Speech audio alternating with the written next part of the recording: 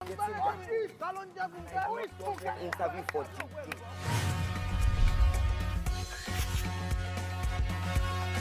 You're always confusing somebody. See, I've seen prophets that will pray for you. Your matter, you need prayer. You need prayer. You're always confusing. I know them. Entertain us now. Very good client. Mama say, as Rogolo. As Rogolo. Come and pray for me. Pray for. He hold me money. Mr. Frank. He hold me money. Hey! You said that word. What did you say there? Prophet. And they are entertainers. They are comedians. You're not prophet. Are you not prophet? Pray for him. He owe me money. He owe you money. He owe me money. Yes, he owe me money.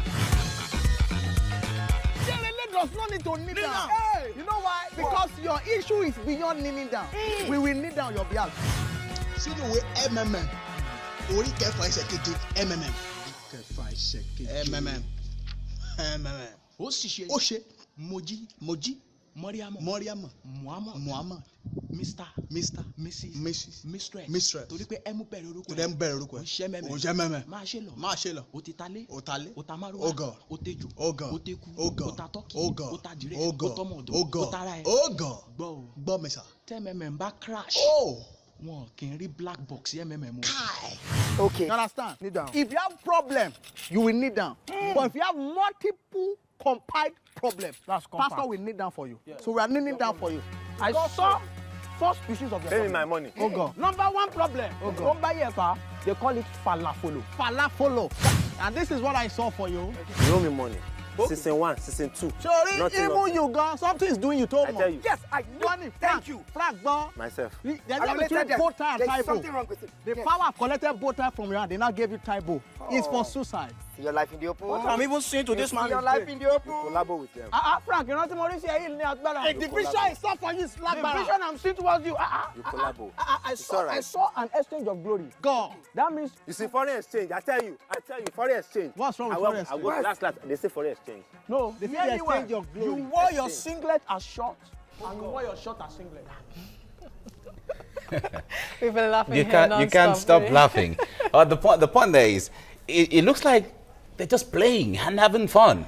But if you look with the third and fourth eye, a lot of monies are flowing into the banks for all of that playing and all of that. Indeed. And then what is quite instructive is that, yes, they make Nigerians laugh, they make people laugh, but then they pass across some serious messages that if you look beyond the comedy, if you look beyond the laughter, some serious issues have been discussed in the process. Now we have 2 comedians in the studio with us to discuss the money-spinning art of comedy. Yeah. Woli Arole. Did Arole. I get Arole? What got me close to you first, or what hooked me is the oh God. Oh God. All Nigerians are saying oh God. And we also have Frank Donga with us in the studio.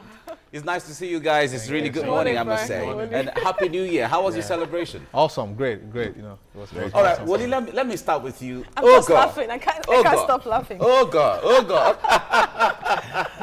Now, what I know when you started up, you know, going to school and all of that, I guess comedy wasn't your original objective or idea. How did you find yourself here? Actually, I had the talent of comedy when I was young. I used to make people happy, but everything started in 100 level because I went to the best university in the world. I love to say it wherever I have opportunity. The only school that Nelson Mandela said my greatest regret when I was about to die was I didn't attend this school. That's the only school Barack Obama said, even though for this school that I attended, I wouldn't have been the president of America. This is the only school that has produced over 40 national presidents. This is the only university that 40 national presidents? 40, yes, 40. Okay. Wow. 40. I mean, hold up, we cannot allow lie on this program. Please, let me tell you something. They are interviewing me. They will not block your glory. Sir. Yes, sir. So I went to the best of the best. Okay. People watching, I don't feel like say, sir, let me tell you this. I had this what experience. Is the university? Sir, let me just say, I had this experience.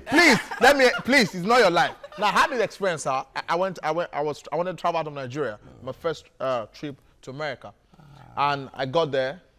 It has not happened before. That's the biggest ever. I got there. The only question the white lady asked me, which university did you finish from? Okay. And I said the name of my school without a visa. Listen, sir, with no passport. Listen, sir. Okay. I've not even got the passport. In I just went. Nigerian university? Yes, sir. Just wait, man. Just wait, man. Okay. No passport, no visa, and she gave me 20 years. Frank is looking at you. Let me tell you, she's not been in prison. Went to travel to America. Ladies and gentlemen, I went to Oba Awon University. I'm talking about Obafemi Awolowo University of the greatest different. I don't joke with it. So it's all you want to call Please. You have to waste all the Nepal life and then please. this is that we are born. So it started for me in 100 level while in school. So my friends just told me, guy, you're funny. I just gathered them in my room, crack jokes for them. So they told me, man, you've got an incredible talent. So everything started for me while in the university. So it wasn't really an escape plan. It was just something you stumbled upon. Yeah, something accident. natural for me. Normally, even in class, I will have something to say that will just destabilize the whole class, make the lecturer Destabilize. You didn't study it in school. All right, Frank. Frank. study my study. Frank. Yes, good, Danny. Okay, yeah.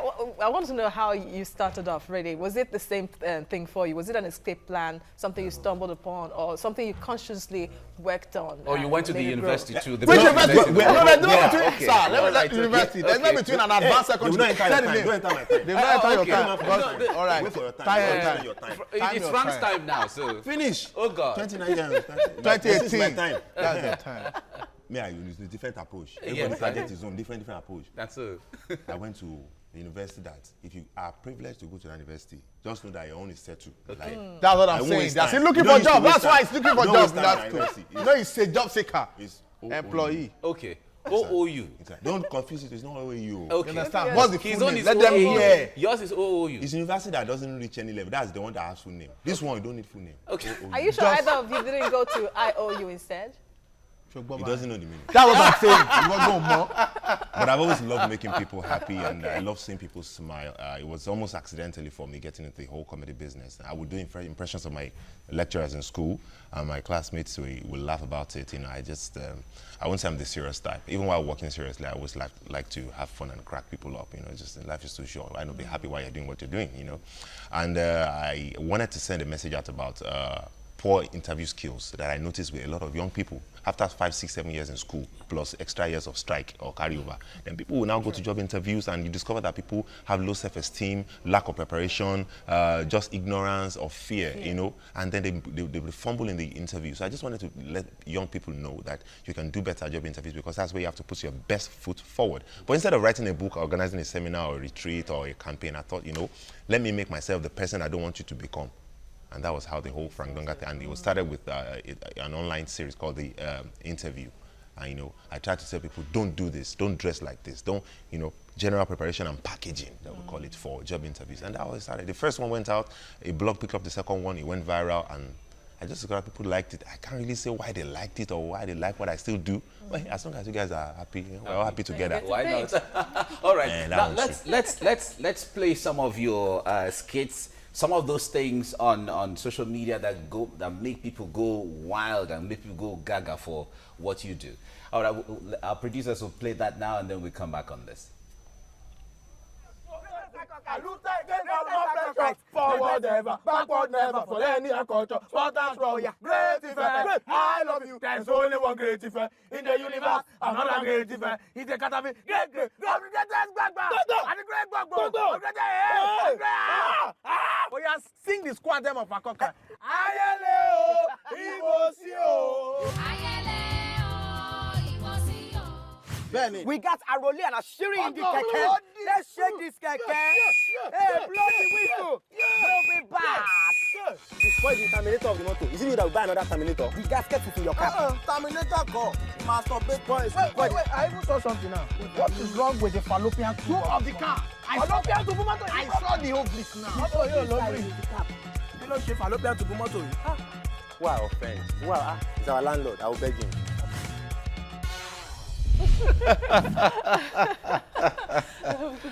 Woli, yeah, you can't stop really. laughing. When I follow all those things on social media sometimes, and it's really, it makes my day sometimes. But Woli, let me come to you on this. When it comes to how much money is in this industry, remember in the last dispensation, the last government, Jonathan, he was looking into giving monies and grants to the entertainment industry. You are in now, as the case may be. We've seen concerts, we've seen stand-up comedy, we've seen movies and all of that. Are we ripping enough from the entertainment industry?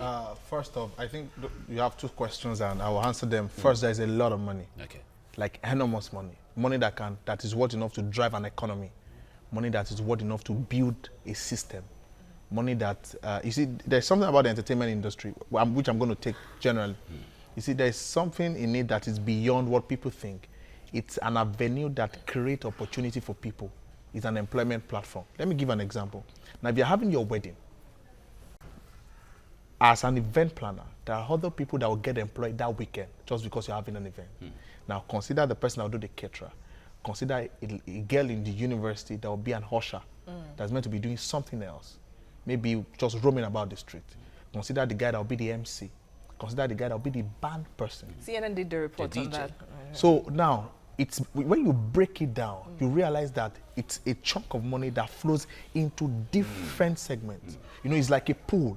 It's like a source that has different distribution channels. And one thing, I think we've not even harnessed it enough for me. I think there's still much about it. That is why you see brands now, they are engaging entertainers just to drive. We have traction. We have influence. There is traffic. We are beyond just who you think you are. You see an actor talk about ills in the society and people want to listen to them. So we have voices. Beyond the money, there's a lot of prestige to that work. As a comedian, as an entertainer, as a skit maker, as a movie director, movie producer, an actor, you are a voice. People want to listen to you. You are influencing character. You are building values. You are building system. We are structure. There's rarely anything that will happen that you will not have entertainment in it. Either the church, either the mosques, either in politics. You can't take it out because that is the option of the people. When people are down, when people are not excited, when what we expect is not what we are having. You know, there is a place you fall back to. Let me laugh. Let me relax. Let me listen to some good music. So I feel there's still more to it that we need to harness. There's still more to it that the government needs to see. Let me give an example. Now, Lagos, they did one Lagos, which was a very good concert. They had it for like 5 to 6 days. And I had the governor say that, do you know that crime rate during that period reduced? Why? Those boys that were meant to be picking pockets, those boys that were meant to be doing stuff, those boys that were meant to be raping, gathered at a particular center and were enjoying their favorite music artist. Can you see that? Yes. Can you see what is that was happening a to the economy? relief to security agencies at that time. Okay, so Frank, let me bring you in at this point. Yes, we've seen that comedy really is a money spinner in Nigeria, and it's so easy these days with the help of the social media that many don't even need to organize concerts to become popular anymore. All you need to do is be consistent and work at what you do on the social media. People will share, like, and then you become popular. Someone said, and some people have said it, that comedians somehow, yes, Nigerians pay a lot of money to laugh because there is nothing that makes them laugh on one side. But comedians somehow have made Nigerians to have an escape route from the reality, and that is not even helping the country because they are not acting as they are supposed to change their condition, because once they listen or watch you guys, they are okay at the moment. Well, do you believe so too? Well, it's a yes and no situation, you know, because it's like you can't have the positive without the negative. On the good hand, you don't want suicide rate to increase. You don't want violent crimes to increase. You don't want social ills and you know, different kind of adverse things that can come from depression, from economic downturn, to hit the people that hard. So comedians have that role of being a buffer between your reality and what it could be. So yes, you could say on that hand they're helping. Yes, on the other hand, I think comedians also, we also have a responsibility, because all over the world, in some more developed societies where people can take jokes more readily, where political satires will not land you in prison or as a victim of, you know, witch hunting by of law enforcement or political class. Such things could be a tool to prick people's conscience to do what is right. So this is what I'm saying. What a musician might sing about in a certain way and get into trouble for, what a human rights activist might say, and it's going to fall on the sensitive part of people's hearts. A comedian can say with humor and let you know, jokingly, and put it together. And we have successful shows all over the world. One of them is what Trevor Noah is doing in the US, you know, all the way from South Africa right to the US, you know. He hits on certain issues that make you think, oh wow, that was funny, but after laughing, you're like, yeah, but wait a minute. some messages. Yeah, so I think personally, and I think that's something that unites all comedians all over the world, not just in Nigeria, together. We know the point, we see the challenges, the problems in the society, you know, but we look for the humor angle to deliver the message. Even the people we're talking to, most times, will laugh before they realize, that was a shade on me, right? No, was that was that for me or against it? That was, by that time we would have laughed. And so hopefully it's a kind of medication that lands with that comes with the sweet taste first, then the message, the strong message. All right, let me, Woli, let me talk about the issue of packaging and structure. Well, he just mentioned Trevor Noah now. He started, small in this country, in Johannesburg and all of that, moved to the US and so on. There's so many others.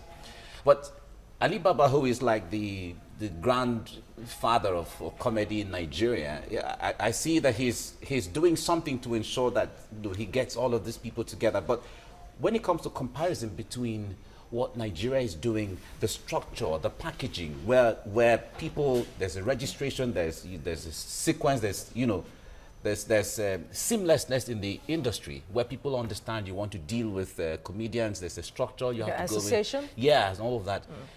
What is really going on? What's the synergy between all of you guys doing all of these things? First off, for comedians, I don't really know much about musicians. I think we have a good understanding of each other. There's a good relationship. That's why you see a young comedian want to do a show and you see the likes of Alibaba come, Sheyilo, they come to support. Like the solidarity? Yeah, it's amazing. Alibaba had the show January 1st. Nearly all the comedians in Nigeria were there. I was there. It was a wonderful time. There's something he's doing for the upcoming artists, which is Alibaba, seriously. I just feel that our industry is moving gradually. I'm sure those different countries too. There were some people that really started comedy, the likes of the Charlie Chaplin, and it's something that's been processed. It take years, you can't remove growth from time. It's not possible.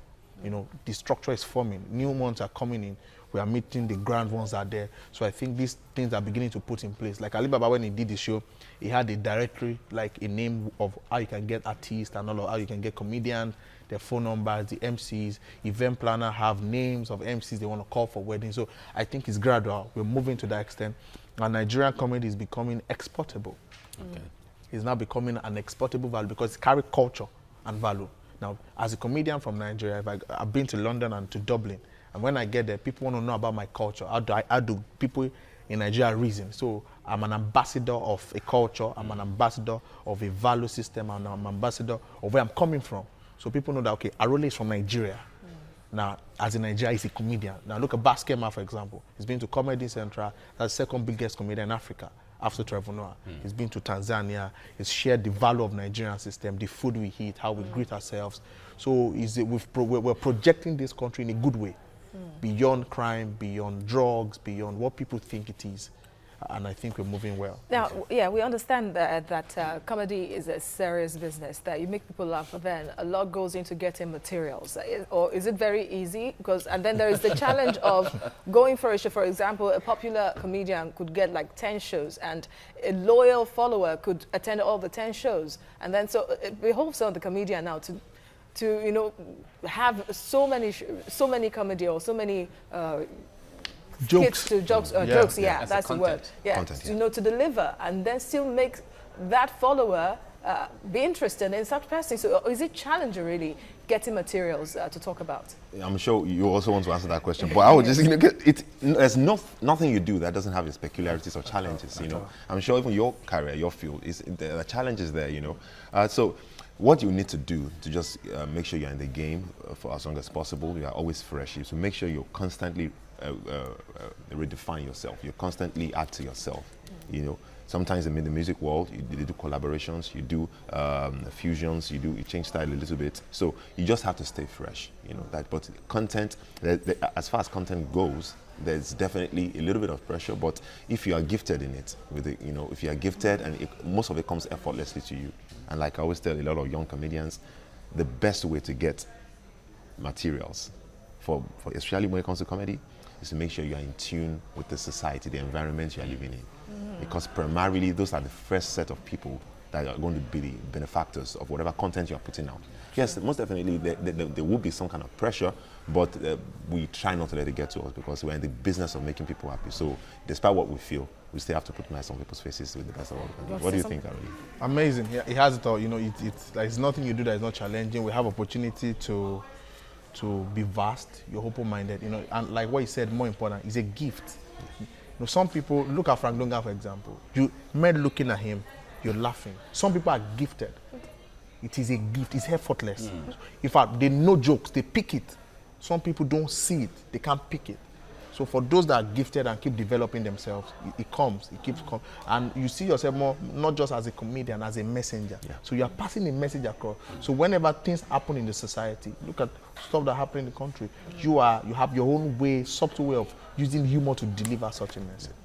Okay, we don't have all the time, but let me ask about collaboration. Now, you talked about exporting what we have in here. You've traveled across across the continent and all of that. Are there any collaborations? Are there any meetings? Even if it's not necessarily meaning, you know, performing on the stage of Eddie Murphy or any of those guys, but are there any? Sure. There are a lot, like for me, there are a lot I'm working